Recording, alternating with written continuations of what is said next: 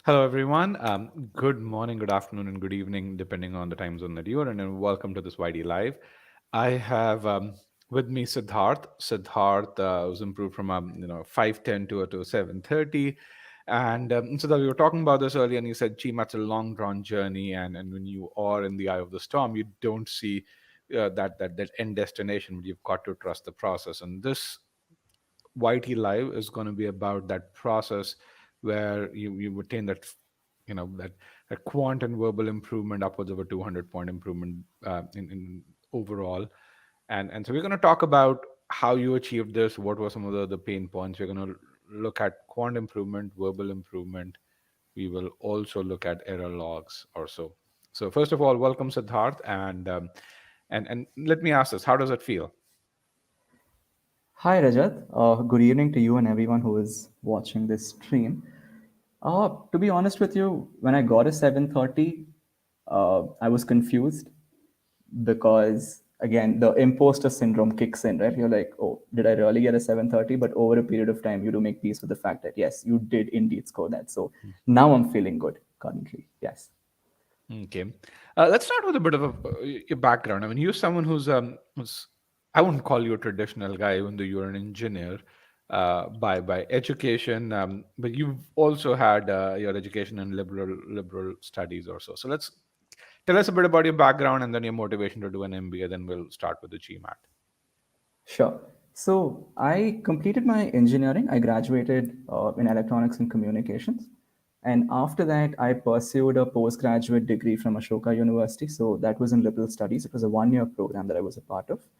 And after that, I went into consulting. So I worked as a consultant with an aerospace and defense firm in Delhi. And then I switched over to the social development sector to work at a grassroots level, right? So this organization was into implementing legislated rights such as the Right to Education Act, Mm. or even the various healthcare schemes that are out there. Uh, and my reason to pursue an MBA is because I currently, on having worked with grassroots organizations, I have some level of understanding in terms of what are the pain points. But I also realize that each organization, irrespective of a not for profit or any organization for that matter of fact, has very has a lot of problems, which may be internal or external. So I want to complete my MBA, pursue my MBA, because I feel that working as a consultant and understanding how the grassroots functions, I'll be able to help a lot more organizations overcome certain challenges that they're facing, both internally and externally, so that they can effectively, go about doing their business in the social development space. Yeah. Okay, so you were in the right place in your career and said this is an MBA now makes sense. It'll add critical skills that I need. All right. Yeah. So just we have quite a few folks who just joined. We're going to talk about verbal improvement. We're going to talk about what I call as quant finesse, Okay. because verbal was a way drastic improvement for you. It was upwards of 10 points or so, and you ended up scoring a 94th percentile. You ended up scoring a Q49, although your low point on quant was a Q30 as well. But I'd say it's overall it's much more like I think a Q40 to a Q49 improvement or so. So let's start with your GMAT journey. So uh, you started your GMAT journey in you've had a fairly long journey. It's about 14 months or so, which I don't expect most people to have. Um, but you started your GMAT journey in July of last year or July of 2020. Um, how did you go about doing it? Where did you spend time? How much time did you spend? So, yeah, like you rightly mentioned, I started last year in July, right? And 14 months is perhaps a long time to be uh, to be a part of this GMAT journey. But I think I was fairly sure that it would take me that much time, right? Mm, Because I was going to apply in 2021 to the B schools, and I wanted to give myself the best chance possible to ace the GMAT. So when I went around asking people for, hey, so how long does it take for GMAT? mm, And when they quoted 3 months, I knew that was a different battle. mm, And I wasn't fighting that battle, right?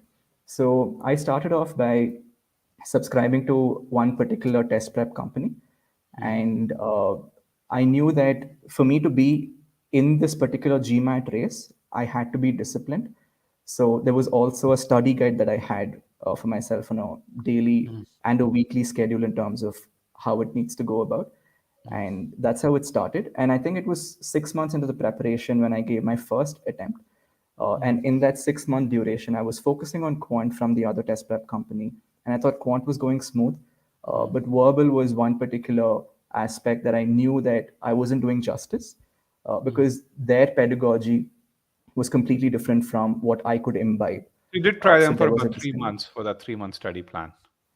I did, yes. So I did it for 3 months. And while I could see the improvement in Quant, I couldn't see that for verbal. So verbal, it just seemed like I was going through a lot of hours without actually learning anything. That put me in a fix. And that's when I realized I need to do something about verbal. Yeah. Okay. And that's when you bought e-GMAT. And this was somewhere around what, November timeframe, November 2020, about a year Correct. back? Yeah. Correct. Yeah. So in July, I started, and 3 months later, I think October, November is when I subscribed to e-GMAT for only its verbal course, because I thought e-GMAT had rave reviews. Although I was skeptical at first because you can't perhaps have like so many rave reviews, right? But yes, I went with the knowledge of the common masses and I bought the product and it worked wonders for me.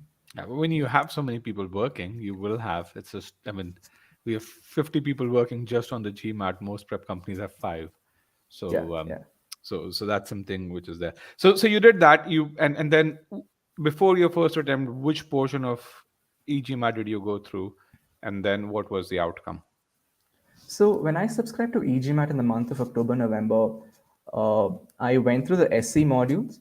And to be fair, I went through all the SE modules, but I did not go through the approaches that e-GMAT suggests, right? It's not just completing the modules, but also taking certain cementing quizzes and cementing your understanding, because it's a process skill at the end of the day. So I hadn't done that. And because my first attempt, I gave my first attempt in February 2021. So since I'd already pre-booked my date for the GMAT, I was able to complete only the SC course, and I did not start off with CR and RC. Yeah.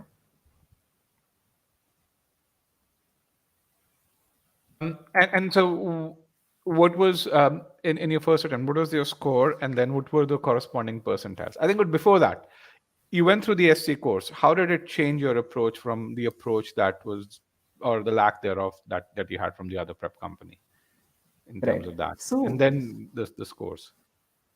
sure. So I think, with respect to the other prep company, right? One of the things that I did not enjoy a lot was the fact that they'd associated verbal with certain technical jargons. For instance, subordinate clauses or participial phrases, appositive phrases, right? Now, as a non-native speaker of the English language, English as a medium of communication came to me by, say, watching sitcoms or conversing with people. Although I had English language as a subject, it was never taught in terms of, okay, this is what a participial phrase is. So when I used to hear those terms or jargons, it threw me off, because on the one hand, I was not only struggling to do well in verbal, but on the other hand, it also made me realize that, wait, I don't know English in a very technical sense. So that was the reason.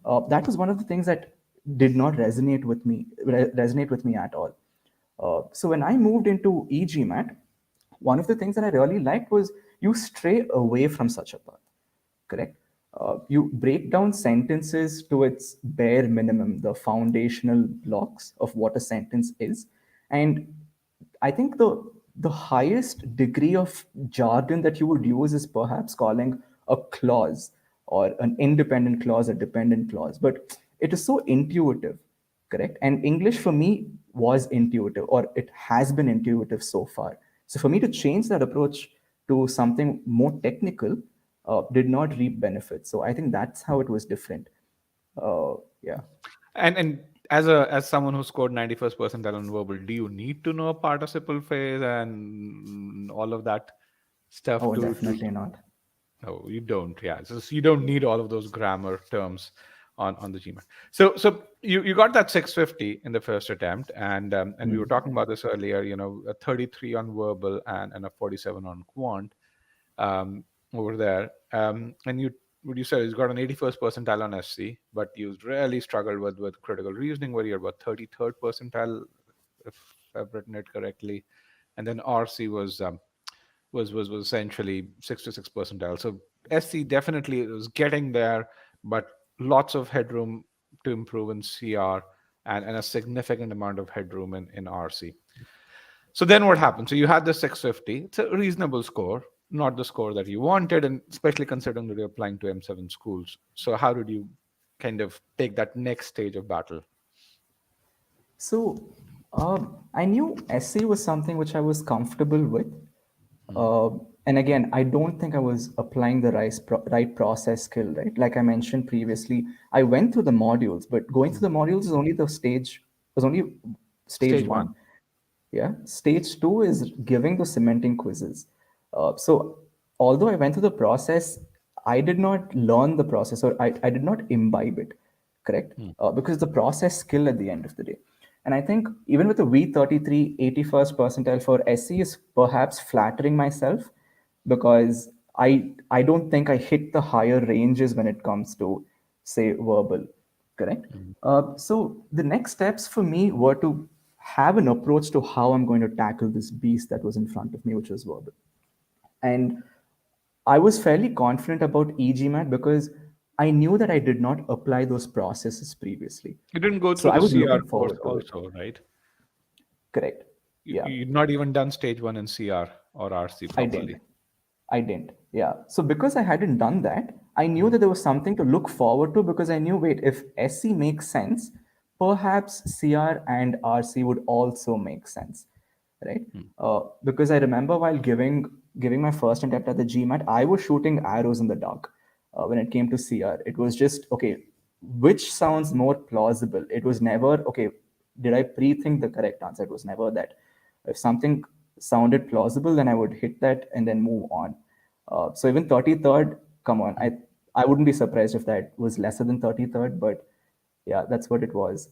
So now it was, after getting that score, it was all about having an approach to how I tackle verbal. Yeah. But and then you also sent us the ESR, and DJ helped you analyze your ESR at that point. So what were your takeaways from that analysis? So first things first, when I sent my ESR to e-GMAT and when DJ responded, Hmm. I was thrilled. And I was thrilled because the analysis that DJ provided was customized to my ESR. And I wasn't expecting that, right? And here's why I wasn't expecting that, because at the end of the day, when I got in touch with the strategy team, I wasn't paying the strategy team to help me with something. So there was no incentive per se for the strategy team to help me out. So when I saw their detailed analysis of the ESR, and Hmm. this was, and when I say detailed analysis, I'm not just saying that, okay, so SCU scored this much, CRU scored this much. It went into the depths of, okay, wait, so you've done well in the first set of verbal questions, but do you see that you've taken 22 minutes to solve them? And it was very nuanced in that way. Hmm. So I think DJ went through the verbal and quant independently, and under verbal and quant, he went into the various aspects. For instance, SC, CR, and RC. Let's take CR for example. He spoke about how even the easier questions, right, related to assumptions or assumption type questions, I was getting wrong. So I think those Argument type nuanced questions, inputs yeah. helped me. Correct. Yeah. Hmm. So those helped me understand where exactly I was faltering. And since someone could identify these points, I was more convinced in terms of, hey, okay, so I think I have found someone who can help me out with this process. Yeah. Okay. So the question by Fabiola is, she's saying, what's an ESR? ESR is called Enhanced Score Report. So when you take the INSENT to GMAT, yeah, and you can actually get a diagnosis of why you scored. It's a very fairly technical report, and it takes a certain amount of skill to read the ESR and interpret. But what it can do, that can help you define your next steps. And I think Karthik, if you can post a link to ESR analysis, that'd be very useful. Also on our YouTube channel, if you are watching this through YouTube, if you Google on our YouTube channel ESR, you should be able to see a bunch of ESR analysis of, I think, about 4 or 5 of them that we have. Um, so great question, Fabiola, and thank you for that in context question. So then what is it? Did you start with SC or did you start with CR or RC? Yeah. So interestingly, the day before my GMAT exam, I actually there was a mail that I got from e-GMAT which said, "Okay, so here's a session on how to leverage e-GMAT's courses," and that's when I realized that I wasn't doing justice to what I thought I was, right? So then what I did was, and I got in touch with DJ after that, and then he told me how to go about with my preparation. With SC, I completed all the learning modules. Hmm. So the next step was to cement that understanding of using that process skill of going by the meaning-based approach that e-GMAT has. So I did that. I took a couple of cementing quizzes, ensured that I met the target accuracy that was required for each of the cementing quizzes. Did you? And once I was, go ahead. Did you? I did, You yes. did. Okay. I Okay. did, yes. For SC, I did. And after that, once I finished all of this, DJ suggested that I focus on CR. And he'd given me a plan in terms of how to complete the modules first, and then the same stage two, which is cementing your understanding. So I did that. And CR was a roller coaster, right? Uh, there were days when I got perhaps 80% accuracy. There were days when I got 20%. So it was just all over the place, right? So let's just talk about CR. So you did not know about the pre-thinking approach. I did not. How was the experience of imbibing the pre-thinking approach, and what does it take to do that? Okay. So to answer this question, sitting on the other side of the fence, I would say that Now it's that you're brilliant. sitting on the other side of the fence. Correct. Yeah. I think it's brilliant. Right. But when I was going through it, it was not as linear and as ecstatic as I sound it to be right now. Uh, and the reason why that's the case is because pre thinking or using a particular process and trying to imbibe it is a process skill. Uh, it's not a magic potion where you learn something, you apply it, and you start seeing the results. Because there are certain things that you already learned. It requires you to acknowledge those biases that are already in you, unlearn them, and relearn the correct process. Right. So So, what you're saying is that for you, the struggle, one of the reasons why you struggled initially with pre-thinking, is because you had a shooting in the dark approach, as you yeah, mentioned earlier, and so you had to. It was much more of a mental control to really say, let's not get there, let's not look at the answer choices, and so that was one of the challenges that you had to really convince your mind, and then you had to learn the pre-thinking approach. that's right. Yeah. So, just to simplify it for people out there, uh, previously when I looked at a CR argument, I would not identify the conclusion, right? I would just go to the answer choices, whichever was the most plausible, choose that and move on.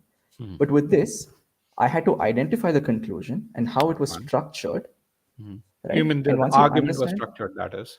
correct. Yeah. So you understand how the argument is structured, you identify what the conclusion, and now you pre think in terms of wait, so if this is the argument structure and this is the conclusion, how is it that a person is making that link for an assumption, right? Or what can be certain things which can perhaps weaken this conclusion based on the premise that's given? And that is a process that you learn. And this took a while for me. And going through that And all process this while initially, you had to avoid looking at the answer choices. correct. Yeah. And I think that's the hardest because it's like the time is ticking, right? And you're not doing anything. I mean, you are pre thinking, but you're not Mhm. going to the answer choices. So I think that puts you in a very uh, a precarious position. And if the timing is also added to this, I would get flustered, right? So I wouldn't do that. So for me to get to that stage where I'm comfortable pre-thinking in a timed scenario required some amount of time, and that's why it was a roller coaster journey for me. So in terms of people who are listening to this, if they want to learn pre-thinking, should they focus on timing when they are learning pre-thinking? Certainly not. Right? Uh, Not. not at all. And I think that's why in cementing quizzes for medium type questions, e-GMAT has a 50%, sorry, a 70% accuracy, and for hard level questions, it's 50%. Correct. Uh, and I realized that whenever I was attempting, I would always gun for 100% when the process skill in itself had not been materialized, like I hadn't completely imbibed. But there's a reason why you've set that particular threshold, right? So that you have enough time to go through the process and not wing it, which I was previously doing. And there's also the reason why you have relaxed cementing quizzes too. You can really say, hey, I can relax it, I can give myself more time so that I hit that accuracy. And then we allow you to take multiple cementing quizzes. We have That's why we have twice as many as you need, so that you can Right. do this. Now, coming back to this, I think there's another natural question that comes out of it to really say, hey, once you master pre-thinking, does the timing take care of it itself? It does. Uh, Hmm. and here's where it gets challenging for me to articulate this. When I was going through the process of pre-thinking, I wasn't completely sold about how I would complete this question or these series of CR questions in the stipulated time. Because I was shooting somewhere around, say, 3.5 minutes or sometimes even 4.5 minutes and then getting questions incorrect. But the beauty of it is once it becomes second nature to you, and your brain gets trained in a certain manner, it becomes all the more easier. Because at the end of the day, irrespective of what argument is given in CR, there's always a structure to it. And once you identify the structure, which is a deeper level understanding of the question, it becomes easier for you to solve, right?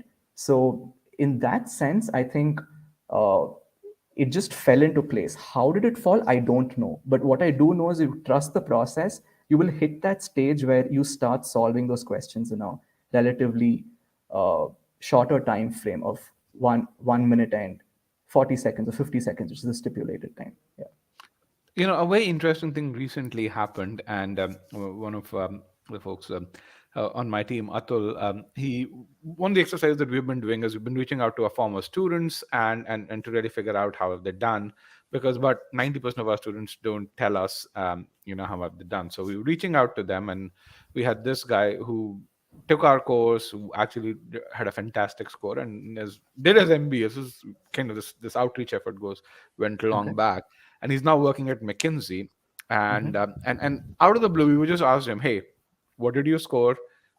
We could see where he started because it was on his LinkedIn and where he was working, and then did he get a scholarship? Those are the two data points that we need because we're doing this research on what scholarship in at M7 schools. And his was a T20, it was I think Fuqua, if I remember Okay. correctly.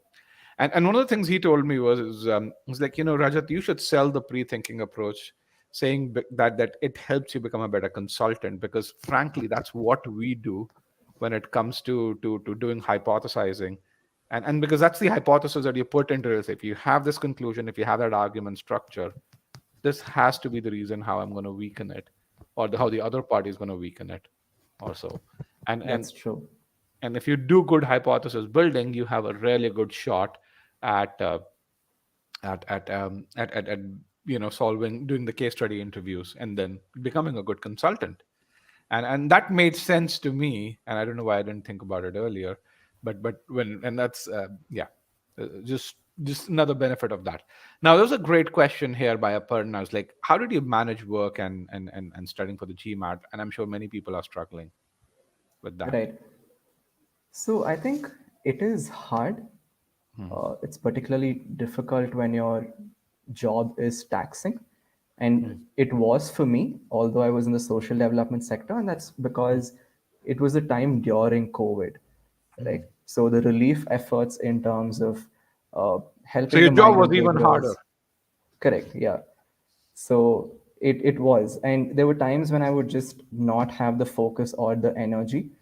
But I think one of the things that I started off with was irrespective of what happens, I am going to stay true to this pursuit of GMAT. I may fail, I may succeed, I don't know. But the bare minimum that is expected of me is to put in that 1 hour or 1.5 hours or how many hours, How right? did you get that time out? I think that's the big question that everyone has. What did you give up, and when did you study? Uh, I don't think I gave up much. Uh, Hmm. I'm a morning person.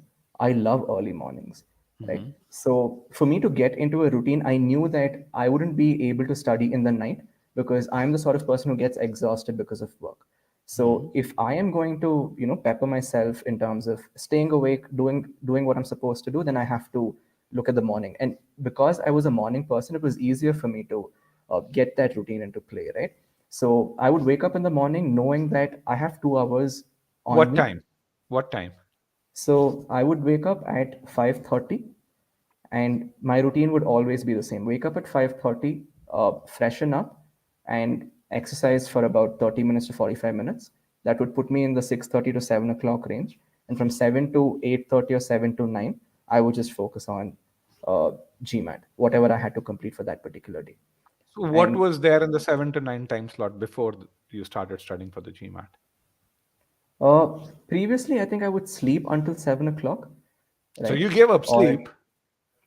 I wouldn't say I gave up sleep. I think I would say that I gave up watching a lot of Netflix and YouTube videos, So you because I did, would right? You hit made that earlier. adjustment. You I made did, that yeah, adjustment. correct, correct. I did make that Yeah, adjustment. yeah. I mean, and that's the point that I want to make for everyone out there. It's not. If you think you're going to do exactly how your day has been, and you're also going to get time to study, it's not going to happen. You have to make that adjustment in your life, and you have to plan that adjustment a priori. I mean, classic point. I mean, if you think about it, Pyle and I have always worked from home. I mean, in fact, everyone at e-GMAT who works from the US office works from home. We don't have an office in the US. We have offices in India. And one of the big changes that happened for many of us is when the pandemic hit, no help, right? You don't have help at home. It's just that went away. So we had to adjust our lives completely to be able to work the same or even more. In fact, we had to work a lot more. Why? Because we had to make sure that because there weren't any offices in India, everyone had a redundant setup at home. Because it wasn't just the fact that there weren't offices. In the first 4 months of pandemic, there was no supply chain either. I mean, Amazon was Yeah, taking a month to deliver laptops. yeah, So we had to work overtime to make sure that we set up those processes there. And our and by the way, kids were home. So it wasn't yeah, so you've got to make adjustments to really say, you've got to plan things differently. Um, you've got to bundle repetitive work so that all of that gets done so that you save time over there. And that's, Rashmi, is I think one of the hallmarks of someone who wants to be an MBA. A, making decisions and making sacrifices to a certain degree, and B, changing your plan so that you can get a good 1 to 2 hours or 90 minutes to 2 hours every day for to study for the GMAT. Um, that's why it's, I mean, 730, 760 is not hard, but to do it while working full time, that's where it's tricky. But that's when you achieve that, you have that sense of achievement. You also are that worthy person who will hopefully study at a top business school. So don't, one of the worst things to do is to really not plan for that time and start studying. I mean, I would not recommend anyone to do that. So coming back to this, so you did CR. CR was great. Then you did RC. How did your approach towards RC change? so RC, I think I wasn't bad at RC, Yeah, but you had 66 percentile to begin with. correct. But not being bad at RC does not mean that you're good at RC, right? There's a subtle difference over there. So I think for me, going through the course at e-GMAT, what I realized was uh, there are certain ways in which you approach questions, correct? Mm-hmm. For instance, say a main point question in terms of how you approach is very different from how you would approach a detail-oriented question, Hmm. right? So understanding those nuances helped me a lot because I was more cognizant about what are the question types and how do you approach those questions. If it is detail oriented, then I would make sure that I would spend that extra 5 to 10 seconds just to ensure that I find that particular phrase in the passage so that I can get it correct. And here's the thing about RC, right? And this is something which I realized towards the end of the preparation. Your RC passage is so pivotal to your success in verbal because it's a cluster of 4 or 5 questions or 3 or 4 questions, correct? And let's just say that you don't understand the RC passage, correct? What happens is you're going to lose out on those 3 or 4 questions, right? And it's a cumulative disadvantage right now because all of a sudden, whatever you've been doing for CR and SC goes down the drain because you've got 3 or 4 questions wrong because you weren't able to comprehend the passage. So in that sense, I think understanding these nuances was very important for me to take the next step into, you know, effectively tackling RC questions. Yeah, Let's kind of translate that piece, I would say, into actual piece. You did you create an RC error log? Let me first ask when before I I ask this did. question. Yes. Yeah. So, what kind of mistakes, because you created the e-GMAT styled RC error log, what kind of mistakes were you making before you went through the RC course? And then, yeah, so, Sure. and even after that, I think So I'm sure you were making some of those mistakes, and that's why you needed to create the error log. correct. Yeah. Uh, I think there are a couple of things that I can think on top of my head. Right. Let's just say in a passage, it says it's an inference type question. Let's just assume it's an inference type question, Mhm. and the passage says A is more than B. All right. I'm breaking the structure down to its bare bones and says A is more than B, and there is Mhm. one inference which says B is less. Hmm. Correct. Now I would Yes. fall for such traps, right? Because if A is more than B, then you would think, okay, so B is less in that case. But that's not Mhm. true. That's Uh, comparative. Correct. It's relative at the end of the day, right? Yeah. A can be 95 and out of 100, and B can be 94. A is still greater than B, but does that But mean B is less? Certainly not. no, B is still very significant. Correct. So I think understanding those things became all the more important. And at this point in time, I would also want to give a huge shout out to Harsh, Harshvardhan. Harsha. Harsha. Correct, Yeah, correct, Harshvardhan. Yes. We call him right. Harsha. So, Got it. It was a treat to just go through his responses. I don't know how many people do because it's so detailed on the e-GMAT forums, but I would make it a point to go through them because at the end of it, I would get all my doubts clarified. And I'm not saying this because I'm part of this YouTube live stream. I genuinely mean it, right? So that's one example for you, but I can give you another if required. Yeah. yeah, I think that's a great example. I want to draw a parallel to this. And 750 is greater than 730. Doesn't mean 730 is a bad score or a low Yeah. score. And by the way, since you talk about Harsha, Harsha is hosting our this weekend session, so on RC, and so I think if you guys need help in RC, it's a fabulous session. Definitely register for that. I'm sure Karthike can share the link to that session. But yeah, absolutely. So let's talk about error log. I think we've talked about this. We've talked about actually we've not talked about one course. That is the master comprehension course. Did you go through it? I did. And the reason why I say this very sheepishly is because I assumed I did not require the master comprehension course because I've been speaking the language for say 20 odd years. And I thought master comprehension is something which, I mean, it's just one of those things that you don't need to focus on. But trust me, I'm proven wrong. I went through master comprehension and now I understand the value of it. Happy to talk about more in detail if required, but Yeah, yes. so I will say this, I'm in the same boat as you are, or I was in the Okay. same boat. When Pyle created Master Comprehension, I said I had the exact same words. No, people don't need it. But then just having seen so many high scorers talk about the value that it brought about. In fact, during our testing, I was proven wrong. But yeah, what did it give you? What did it give me? Hmm. The ability to comprehend. And hey, when I say this, I'm sure people are going bonkers, right? In terms of what do you mean by ability to comprehend? Do you mean that you weren't able to comprehend? That's not what I mean. Uh, what I mean is there are times when you're thrown off by certain sentence structures and passages simply because you assume that those structures are convoluted and complicated and those passages are dense. Now, if that's the case, how is it that you simplify it? You need some tool, correct? And master comprehension is what helped me. Because now, even if the sentence was really long and convoluted, I was able to break it down. And just by breaking the sentence down, by focusing on certain pause points, as e-GMAT terms it, I was able to comprehend that better. Why is that important? Now, if you say that, hey, I am just going to use a brute force approach and go through the entire sentence, which I was previously doing, you will do that. You will perhaps spend 7 seconds on doing that. And then you will realize, wait, what did I just learn? Nothing. So let me just reread that again. Now, essentially, you're rereading it again and you're spending, let's say, 6 more seconds. 13 seconds are gone. But if you use the pause points effectively, that 13 seconds would probably be, say, 8 to 9 seconds. I The was going to next say it, question is, but yeah, yeah, that's good. yeah. And the next question is, wait, 8 to 9 seconds, 13 seconds. Difference is 3 to 4. How, or even 4 to 5. Does that even make a difference? Well, it does, right? Because GMAT is a timed exam and you're already under And that time yeah, constraint. and you're doing this multiple times, probably 200 times Correct. during the verbal part. So it does make a huge difference.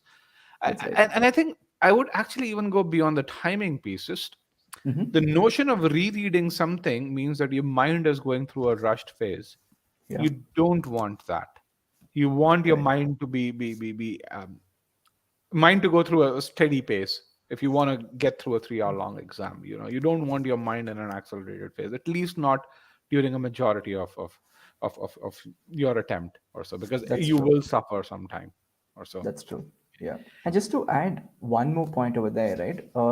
It gives you that confidence because if you're able to comprehend well at the very get go, you're more confident into approaching the question, right? And you should be spending all your mental energy into understanding the passage and answering the question, which I think is more important Oh, I as well. absolutely So, agree. yeah. So let's talk about one last thing about verbal, and we'll go towards quant. Error logs. How Yeah. useful were they? What did they tell you, and how did they help you improve? I think error log is a game changer. If I were to go back, say 14 months before and start off, perhaps one thing that I would keep in mind is to maintain an error log. And I'm stressing on this because I myself and I've I seen thought I others. thought you would say, if you were to go back and ask yourself 14 months back, one thing that you would have said 14 months ago was error logs are useless, because that was kind of a lot of your approach before you started building them, right? Correct. That's how it was. So if I were to go back right now, that would perhaps be a tweak that I would make, Hmm. uh, because most of the people, including me, we get into this phase where we solve tons and tons of questions.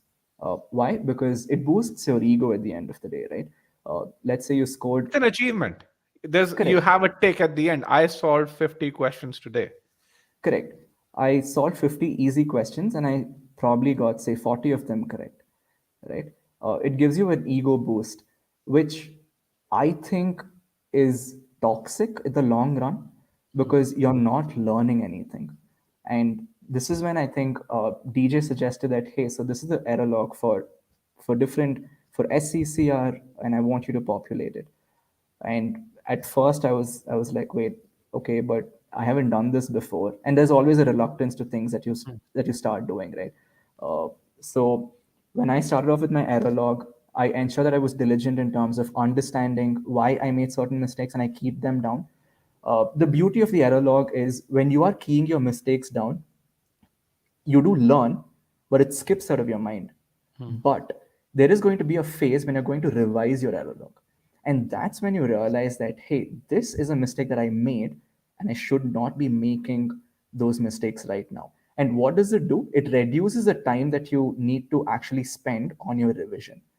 Uh, so yeah, it takes that you stop solving loads and loads of questions, and instead you focus on a question, understand why you got that right or incorrect, take that learning and move forward, and that's how it helped me. And if you are an e-GMAT student, one of the things that I want to make sure that you take away from this conversation is that the error log that Siddharth's talking about is not just a regular error log where you say, "Hey, I solved this question, and this is what I missed on it."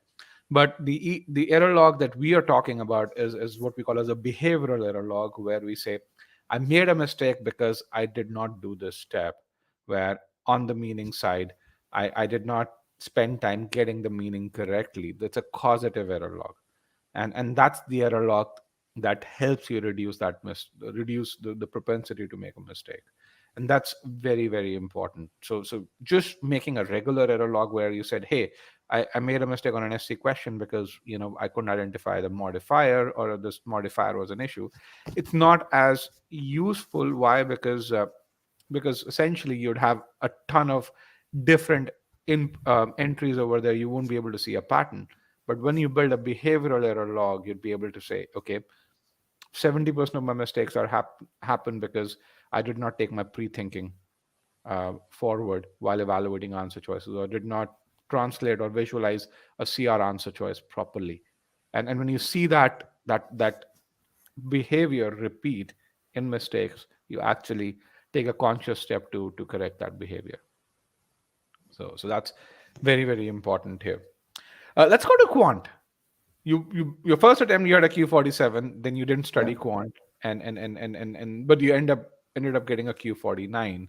So walk us through that quant journey, and then tell us, how did the e-GMAT quant course make a difference? So when I started off with quant, I was relatively comfortable. Having an engineering background perhaps helps because you get acclimatized to using maths on a daily basis, so on and so forth, right? So also as a science student, maths is something it's like bread and butter at the end of the day. So I think quant was going well. Uh, but what I realized was I did not have a structure towards my quant preparation. So what ended up happening was, so I was diligent. So when it comes to error log for quant, I write the problems and the solutions for all the solutions that I get wrong, Hmm. right? And by the end of, say, the first 6 months, when I gave my first attempt, I had two or three long size 200 pages notebooks of error log for Wow. quant, uh, right? And I was like, okay, all that I need to do is just keep going through all these questions, memorize it, learn it, And and this I is will when get you'd to a not gone through 249. the e-GMAT course. This was the other prep course. Correct. This was during the first 6 months of my preparation from July 2020 to, say, uh, January 2021. Mm-hmm. Uh, and also, I thought, okay, so that's all that I'm going to do for quant to improve from a 47 to a 49, right? But once I finished my verbal preparation, that's when DJ suggested that I take the quant course of e-GMAT, and I bought the subscription for that. One, because I had the trust, because I did not know how quant was going to be any different, at least for an engineer like me who was not very bad at quant. Mm-hmm. But when I look back at my journey, one of the things that really helped me was there was a structure towards my quant preparation. And I think that structure is very important, right? Why is it important? It's important because you know that you're filling in all the gaps right from, say, A, B, C, D, all the way through to Z. And I think not taking those shortcuts is very important in your quant preparation. Let me just give you an example, right? And this is something which I've probably written in my debrief as well. Let's say that I ask you the simple interest. You'll probably quote PRT by 100, where P is principal, R is rate of interest, T is time period in years. If I were to ask you compound interest, you'll probably quote that huge formula, right? But the truth is, that's not what compound interest is. Compound interest is that huge formula that you have minus the principal, right? And those are the subtleties that I'm talking about. Because if I were to, if I were to say answer a question on simple interest, compound interest without knowing these subtleties, then I am going to go wrong without even knowing that I have that gap in my understanding. And what a structure does is it fills all those gaps right from the beginning. Uh, and I was diligent enough to complete the entire quant course so that, Even when that asked you to skip.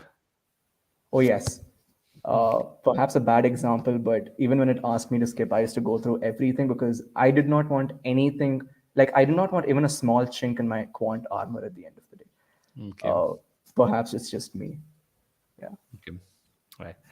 So I'm going to take this question here. Behavioral error logs, it's in your course. So right now, I think this is something that you probably don't know, Siddharth. They're now in the courses in addition to being in Scholaranium. So the SC course has SC error log, CR course has CR error log. Scholaranium also gives you the links to that um, as well. So you have those things here. Um, so we talked about quant, we talked about verbal. Let's talk about mocks, and then I think we'll actually take questions. And mocks and Scholaranium 2.0. So you actually, since you've been a long time student, you saw the transition from 1.0 to 2.0. I did. How was 2.0 different for you, or what value did you get out of it? I think it was very different. or it is rather very different, right? Because I think in 2.0, you have the AI expert. I don't know the term that you use, We call it expert AI. Yes. expert AI, right? Yes. I jumbled the words. All right. So, Yeah, yes, that's I pretty think, close. yeah. I think it really helps because Scholaranium 2.0, and when I say gives you insights, it's not just how much time that you took, so on and so forth, right?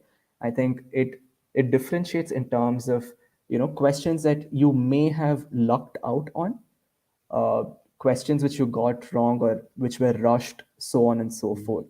Correct? And giving that distinction in terms of where you're making those errors on those incorrect questions is very important.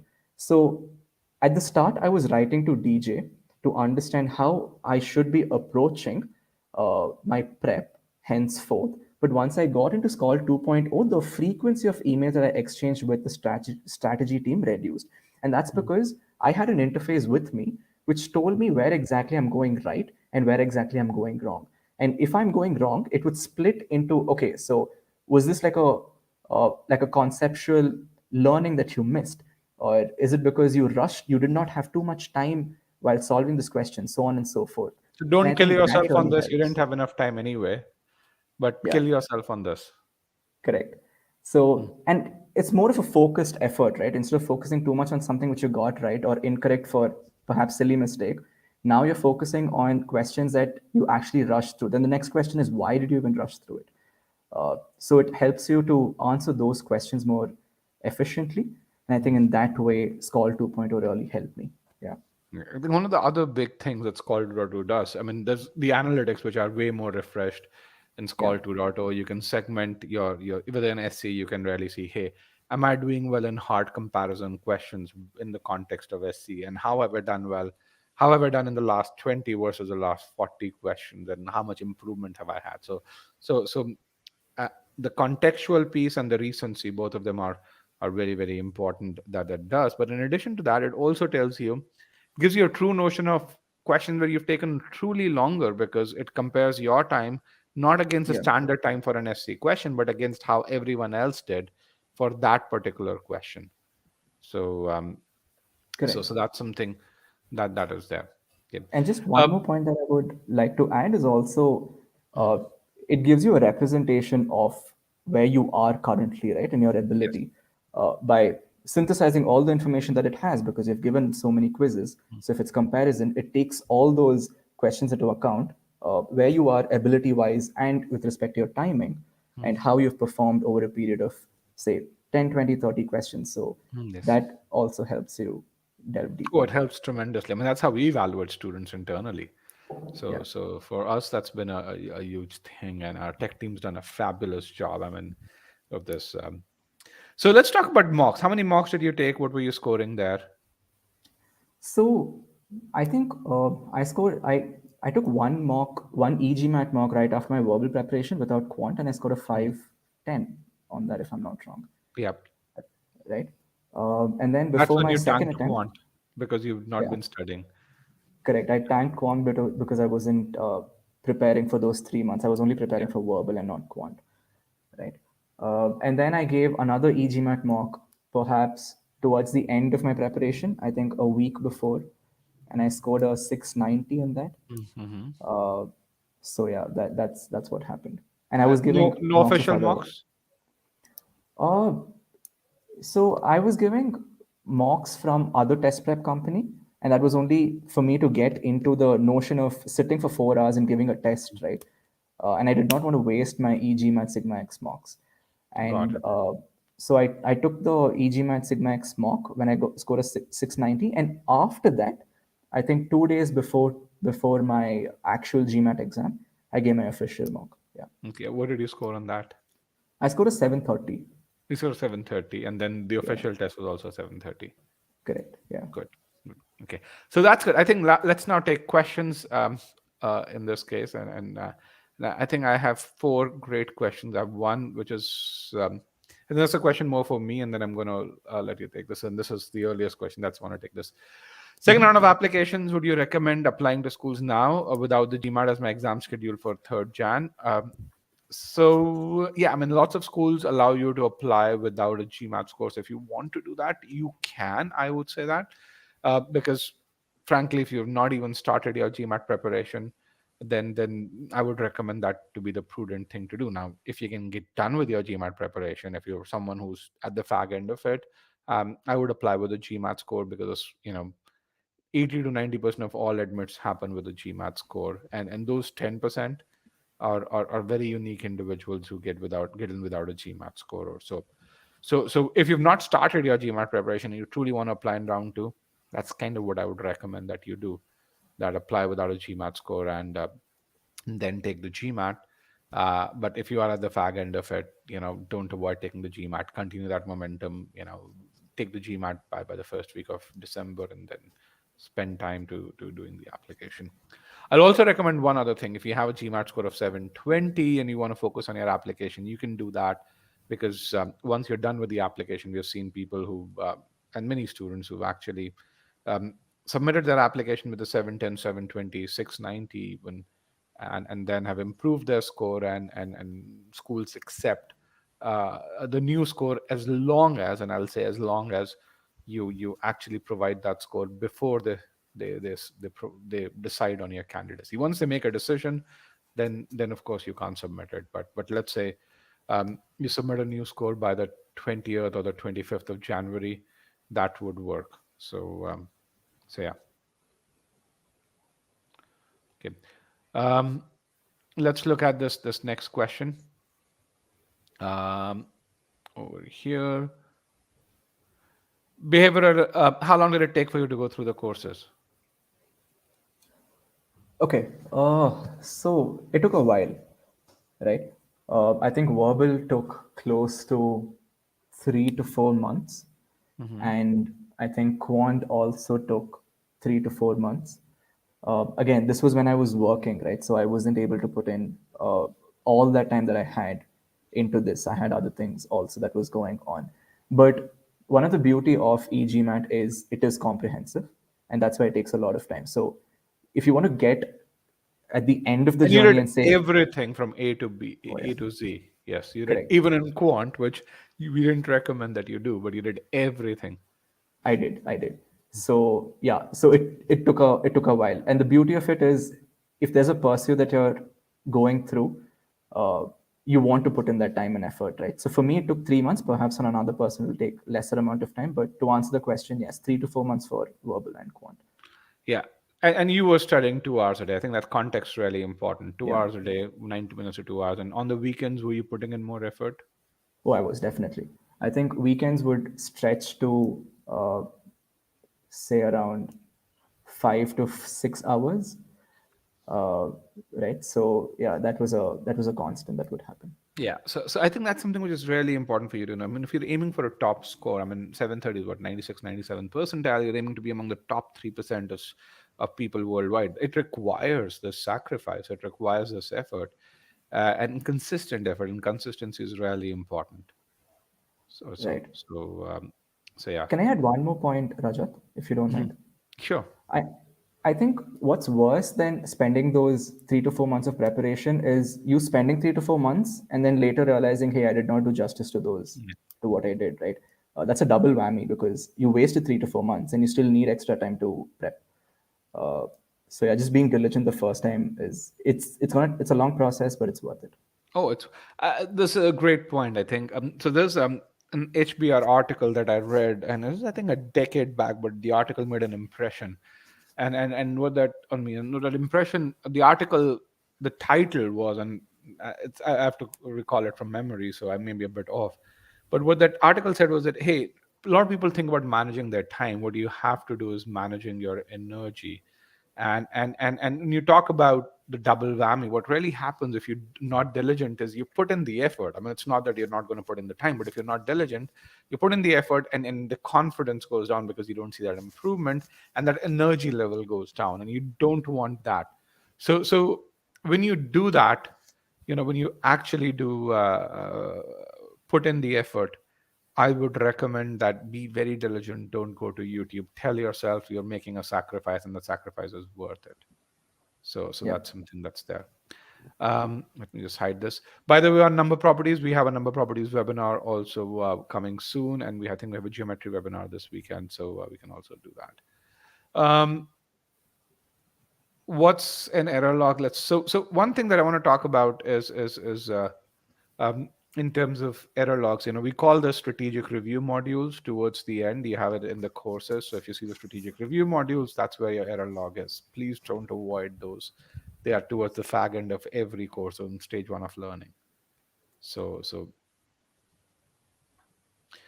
you talked about your daily schedule. I think we have a few people who've joined in. When did you study? How did you get that time out? I think that's really important.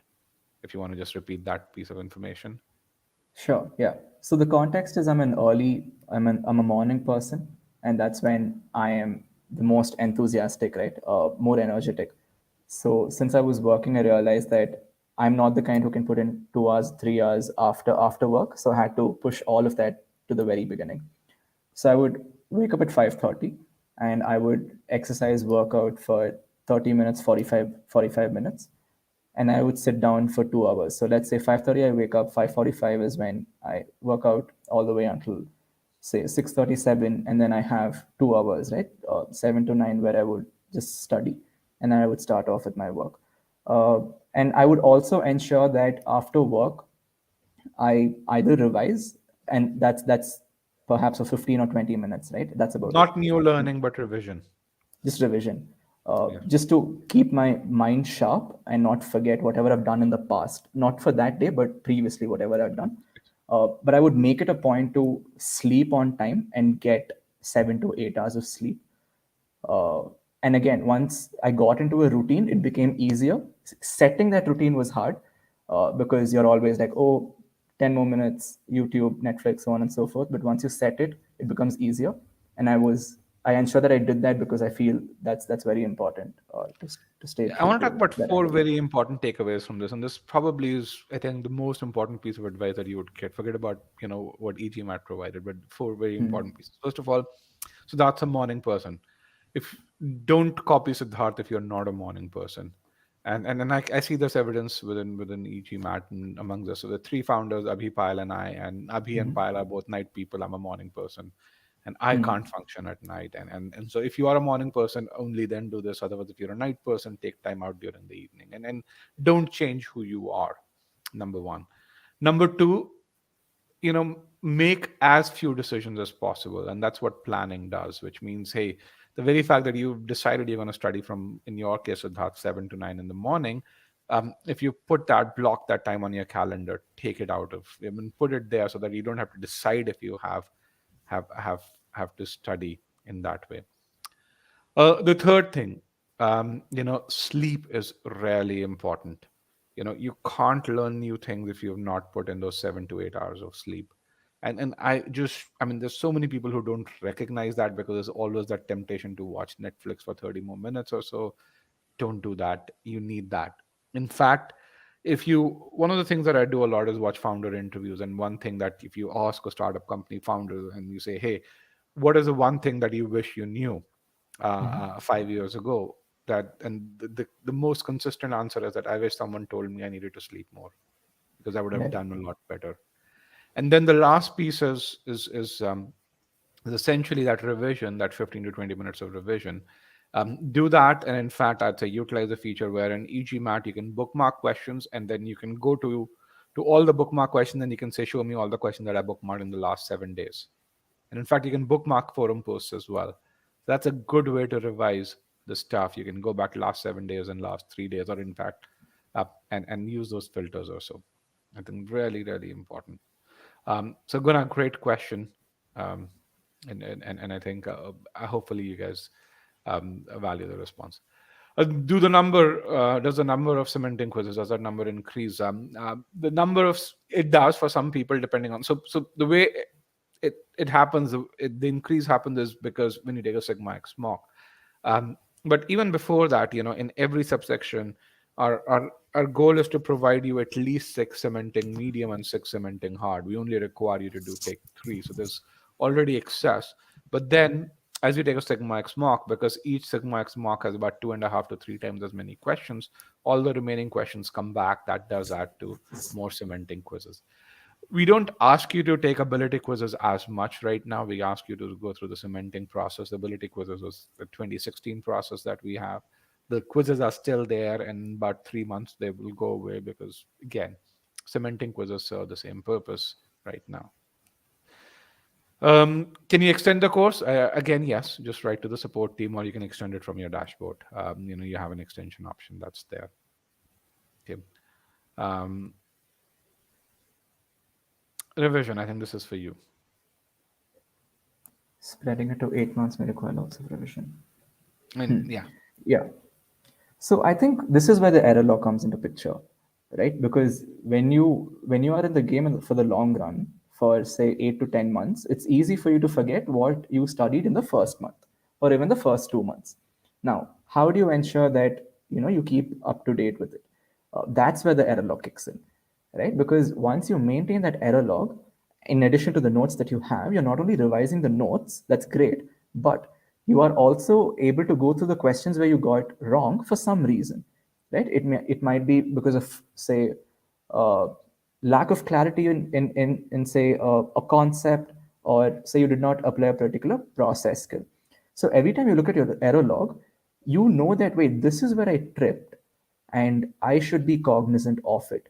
And when you keep doing it, it becomes second nature to you, right? The reason why I gave the example of if A is greater than B, then does it mean B is less? The answer is a no. But the reason why I remember it is because I noted it down in my error log and I went through it so much or so many times that right now, if anyone tells me this and I'm able to figure it out, I am able to make that justification for myself in terms of why this is the case.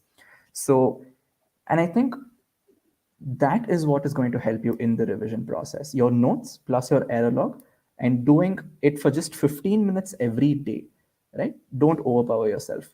Just 15 minutes will keep you in good stead. It helped for me, and the chances are it will be helpful for you also. yeah, and I think that's a great response as to the error log not only helps you improve your accuracy when you're doing something, but it's also a great way to revise things. One of the other reasons why I think what this tells you is the reason why you need the error log to be your own is because each one of you has a natural strength and a natural weakness. There's certain things that come naturally to you. They Yeah. may not come naturally to me or to Siddharth. And so those things may be in our error log, they may not be in your error log because you don't need to revise them. And vice versa. There are certain things that come naturally to Siddharth, but not to you, and hence you need to put them in your error log. Now, Correct. I'm also going to add one contextual piece to this. The reason why Siddharth could get by with just doing his error log was because he did the cementing process. And that's very critical. And that's why you have to do the cementing process, because for some of you, the GMAT journey is going to be a long one because professional commitment kicks in and so on and so forth. And if you go through the cementing process properly, that's when you can get by with the error log. But we've seen students who don't do the cementing process properly, and then they have to go back and spend a significant amount of time revising things. But if you go do the cementing process well, you will not need that. I think there's another great question by Mukul, and it's talking about people around you. I think there are two groups of people who were there. One is your own personal family and friends. The other is the e-GMAT team. How did they support you? What difference did that make? So, with respect to e-GMAT, I think uh, with respect to how, say, the strategy that the team provided, right, or even the forum related questions that were answered, it was always top notch. And and I'm using the phrase very mindfully, right? I call it top notch only because I saw that whenever there was a query that was posted on the e-GMAT platform, there was always an expert who answered those questions. And with respect to DJ helping me out with the entire prep, strategizing my entire prep was very important. With respect to my friends, yes, I think they played a major role because I tend to procrastinate. So I would say that, hey, no, I can't do this right now. I will do it tomorrow. But they ensure that they were always behind me. So they always ensured that I would share my updates with them, and just it was more like a sounding board where I would tell them what I did, and that in turn would make me realize if I was actually keeping pace with what I was supposed to accomplish during the week or even the month or not. And I think it was great support because they were always there on the days when I scored really low in my mocks or cementing quizzes. And I'm pretty sure when people are listening to me right now, it might sound like a linear narrative where everything went according to plan. The truth is, it did not. Right? It had its own ups and downs. There were days when I would just feel, man, this is not what I want to do. Like, what the hell am I doing in life?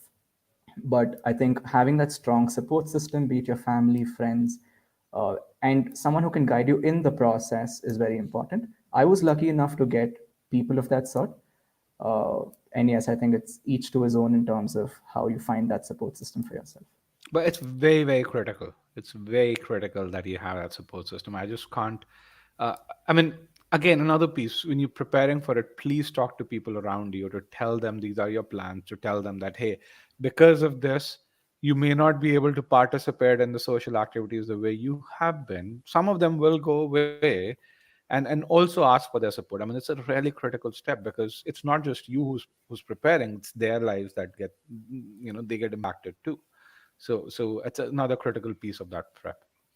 That's right. Um, this part, I think this is for you. Are you done with this, and or how much time are you taking? Oh, so I just started this off.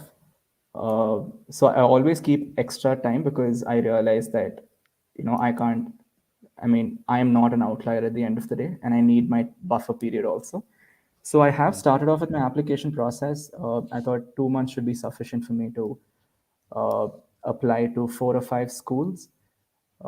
So yes, I don't know how much time you should keep, but on a personal level, on having conversations, I realize that 2 months is perhaps a good enough time if I go according to plan. Yeah. Yeah, in terms of LORs and all of this, as someone who's gone through the process, as someone who's had multiple fellowships, and as someone who actually provides recommendations to e-GMAT employees when they go and do their MBA degrees, I'll tell you this: a lot of this is a function of mindful time that you can spend on it. It's because when you do the application, it's a lot of introspection that happens over there, and rather than the number of hours, I think it's I mean, number of hours is important, yes, but you have to be very systematic about it. You have to really say, you know, just as an example, if you're talking about the achievements, don't look at B school questions as the first step. You should always say, hey, what are some of the achievements that I've actually had where I've made a difference in my professional life, on the personal life? At that point, if there's a temptation to go very similar to what you do during pre-thinking, by the way, where you say there's temptation to look at the answer choices, at this time there's a temptation to look at the essay prompts. Don't do that, um, because it will kill that process in that way. So as long as you're systematic, I've seen people do an excellent job in even 20 days. The problem that most people take 2 months is because they're not systematic. They short circuit the process, and I am myself guilty of it. I mean, I did my MBA application 18 years back, and Okay. the applications haven't changed tremendously. Now you have video essays, we didn't have video essays, but the fallacies or and the faltering points that students have are the same as what I had Yeah. at that time. So don't do this, go through it in a systematic process, and you'd be fine. I mean, 2 months is plenty of time, barring the letter of recommendation. I think that's something which will take longer because your recommenders will need that time. Can you take a mock twice, Purnima? You can't on the e-GMAT platform. I don't know, official mocks you can take twice. The thing with this is, I think, I'll go to the context of this question, hopefully, which is that in at e-GMAT you don't take a mock to really figure out, hey, am I have I learned something? Because cementing quizzes and scholarly analytics provides you that mock is that final piece to really say, hey, am I on my score or am I within that 30 to 40 point range? Okay, because mock for us is a data point. I mean, and Siddharth will tell you, even when he got a 690 on the EGMAT mock, because his other data points were better, we weren't as worried, or so. So you're not taking a mock just to take a mock, which a lot of people do. I mean, yeah. So that's why you don't. I mean, he's taken 3 EGMAT mocks or so. Most of EGMAT students don't need to take 10 mocks because they do equivalent of 20 mocks in Scholaranium as such. This is a question for you, Siddharth, and then I'm going to add to this. This is a great question. Oh, any practical tips? Yeah, I think it's a wonderful question. Simply because if I were in a similar position, I would have asked the same. I think the first thing to note is have that, just plan it out, right? Just sit down and think, what exactly do you want to achieve and how much time do you have to achieve that. Let's be specific in terms of GMAT.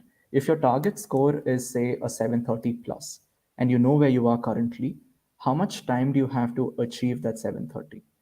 Do you have 2 months, 4 months, 5 months? I don't know, but sitting down and just reflecting is going to help, because once you start reflecting, you get more clarity in terms of what needs to be done. And the reflection process is not going to be simple, because you will come to a stage where you have to confront questions which are fearful in nature, right? For instance, if you have just 1 month and you need to score a 730, how are you going to do it? But facing those questions and getting that clarity of thought is very important. Once you have that clarity of thought in terms of, I have 2 months, this is what I'm going to do, right? Then the next question is, how do you nudge yourself into following a plan, right? And that is very important.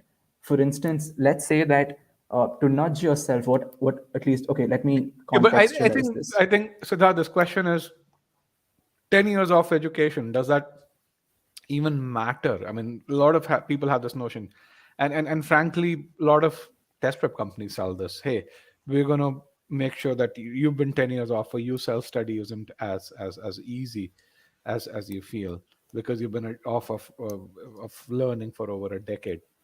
In the context of the GMAT, I mean, is that in quant a lot of mathematical formulas, or is it more logical approach towards application? Uh, I don't think it matters. It's more about logic, right? Yeah, Uh, it's and yeah. and I think that's where we falter, because most of us think it's a test of your conceptual ability, which is true to a certain extent, but it's logic at the end of the day. So it's all about getting used to how is it that you approach certain questions and answer them. So if you're wondering, how am I going to learn these formulas, I think you need to keep that fear aside. It's all about how are you going to use a logical approach to get to a particular question and answer that particular question in the right manner. Uh, so yes, I think that's what you would have to do. Yeah, I mean, when I look at, so we get two kinds of students who have a decade of experience. The first kind is essentially people who've had a reasonably good career, and who are what I call as people who have had a progressive career, and those are folks who I absolutely love.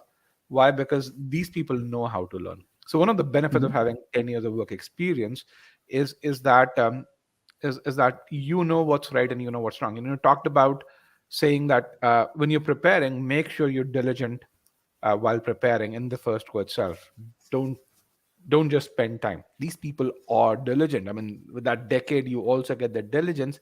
You also get Mhm. that knowledge of right versus wrong, or to really say, hey, when is it that I've truly understood that I can apply this, versus when is it that just that awareness of just that I just know this thing. So those people do really well. They actually get through the GMAT in the first go right away. Okay. Okay. But then you have this other segment of people who actually are doing who've just been doing for the last 10 years, they've been doing the same thing that they were doing overall. So they have not had any growth in their career or any learning growth. And for them, it's not about the fact that they've been off of academics for a decade. The notion of learning by itself is alien to them, and, Yeah. and especially learning and logical application there, it's a much bigger struggle. Now Correct. thankfully, most people who come for an MBA, especially if you're willing to go to the US, are of the first kind where they've had a progressive career, because the nature of the application, you have to prove that. And frankly, a majority of our students who have a decade of experience, I love them, because they are the ones who need the least strategy advice, who get things in the first go, and who will Right. ask the most pointing questions. But then once they get them, they would not ask for support, Right. because they Yeah. get it. Because that's kind of what a decade of experience gets to you. And we've had, and I think Karthik can share a few people who their success journeys with a decade who've had 10, 12, 15 years of experience. You can watch their interviews, and you can really see how I mean, they seem very calm, and they've conquered the GMAT actually way faster than many people who are Right. getting out of school. So, yeah. Yeah, I think that's pretty much it. We are about 15 minutes beyond our scheduled time. I want to thank everyone for joining me today. I think we've gone through all the questions that we had. If you have questions, yeah, Mayank's story is a great one. If you have questions, you can write to me at rajat@e-gmat.com. Uh, and so yeah, that's something that you can do. And then be happy to take those on. Also, as I mentioned earlier, we have the RC webinar um, uh, this weekend. If you want to join those, if RC is a place where you need help, that's something which is something that you should do. Um, that's a great question. 20 minutes to understand the explanation provided. Are you spending the right amount of time? I think I this think is, it's great. yeah. Yeah, I think it's great the fact that you're spending that 20 minutes, right? Because you are actually going into the depths of why exactly you got a particular thing wrong or why an answer is correct. And that I think is more important. I would be concerned if you did not spend those 20 minutes and you just went through all the solutions in like 2 minutes, right? That's not going to do justice to your preparation. 20 is great. And I can only imagine how many learnings you'll be getting out of it. And I'm sure that you would be getting a lot of learning. So, yeah, good stuff. Yeah, I think the point which is there is as long as you don't repeat the same mistakes, 20 is great. I think Yeah, that's the yeah. piece that you have to make sure. And one of the other things which you start seeing, and on stage one, you already should be seeing is we now track your review time in stage one. So when you take a quiz, we really say how much time did you spend reviewing, and did you review it right after, within 24 hours, or beyond 24 hours. So that it's about those good study habits, and you can really see how much time did people spend reviewing other quizzes. So we're going to start adding more and more AI to that as well, so that that question, Guna, that you have gets answered right away. So the geometry webinar is there, um, and I think this is one question that Ananya has. Does that happen? Right. Oh yes, definitely. Uh, and I think I think we need to make peace with the fact that we are not going to comprehend the passage and solve those questions in the stipulated time, at the very get go, At the very right? get go, that is. Yeah, correct. Because imbibing certain processes will take a while. But what you need to do is trust those processes, uh, right? And once you trust those processes, you will reach a stage when those processes become second nature to you. And once it becomes second nature to you, the time reduces. But you will have to be patient in terms of applying those processes, which take so much time for the first few attempts. This can also go on for, like, say, 40 or 50 questions. I don't know. But if you trust those processes and move forward, you will get to a place where you become more time efficient. Uh, but yes, I'm going to that's just what I talk would say. about a sport where time is of the essence, and I think that probably is the most time critical sport that I know. It's car racing, right? So when you think about it, when you think about the best car racer, or what do car racers practice for? Yes, they track the time per lap, but what do they practice for? They don't practice for time per lap. They practice for precision on turns and acceleration. It's the process. The time per lap is an outcome of that process. So when you're solving RC, Ananya, don't solve for hey, I'm going to solve this in less than this time. So learn, focus on comprehending sentences in the first go. Focus on that process, and the time will take care of itself. If, on the other hand, you don't focus on comprehension, think of it as a race car driver. If he or she doesn't focus on the turns, you are going to find that you take a lot longer, or your accuracy suffers. Okay. Or in race terms, either you're going to crash or you're going to not do the lap properly. So Yeah, so and I so think that's a great example, Rajat. yeah, it's just, I mean, that's kind of the sport that where time is the metric that you're Yeah, you're aiming for, or so. And when you do that, the exam anxiety automatically goes down, right? Because really your scholarinium stats will tell you you don't need to worry about it, and that's how you reduce exam anxiety, when you get consistent performance in scholarinium. And that's why you shouldn't take a ton of mocks, and mocks from 10 different prep companies, because that's that gives you the anxiety. You don't track your results. You're not able to figure out, hey, where did I do well, where did I not do well, or so. Yeah. Yep. All right, guys. Again, with that, I think we're 20 minutes over time. I want to thank everyone for joining me today. If you like this, please click on the like button and let us know. And yeah, we have the weekend webinars. We have a few upcoming webinars next week. Do subscribe to our YouTube channel and stay in touch with those. Thank you, and as we always say, happy learning.